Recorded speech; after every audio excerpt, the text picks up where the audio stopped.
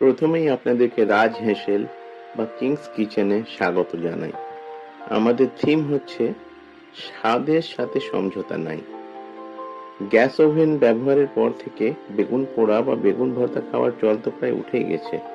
খুব সহজ পদ্ধতিতে কিভাবে আপনারা প্রেসার কুকারে বেগুন ভর্তা বা বেগুন মাখা বানাবেন বা তৈরি করবেন সেই পদ্ধতি দেখাবো।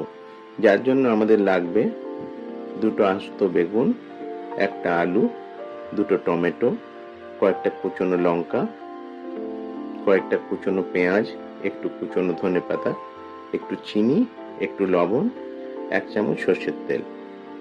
এবারে আসা যাক রান্নার পদ্ধতিতে।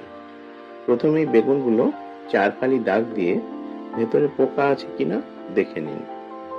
বেগুনগুলো এবার এবং টমেটোর উপরে কয়েক ফোঁটা সর্ষের তেল মেখে নিন। একটা বাটির মধ্যে টমেটো দুটো, বেগুন দুটো, আলুটা রাখুন, জল দেবেন না। একটা কুকারে সামান্য জল দিয়ে তার ভেতর বাটিটা রাখুন আর ঢাকনা বন্ধ করে দিন। 3টে হুইসেল দিয়ে নিন।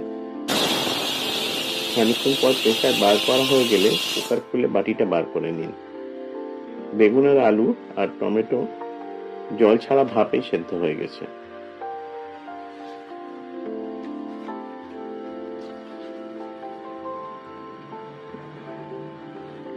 জলে সেদ্ধ করলে যে স্বাদ হবে, ভাপে সেদ্ধ করলে তার থেকে অনেক বেশি স্বাদ হয়। একটু ঠান্ডা হলেই বাটিতে বেগুন, টমেটো, আলুগুলো দিয়ে নিন। এবার তার মধ্যে কুচিয়ে রাখা পেঁয়াজ, ধনেপাতা, লঙ্কা, সামান্য চিনি, স্বাদ মতো লবণ, খাঁটি সর্ষের তেল দিয়ে ভালোভাবে মেখে নিন। ব্যাস, মাখা হয়ে গেলেই আপনাদের ফাইনাল খাবার তৈরি।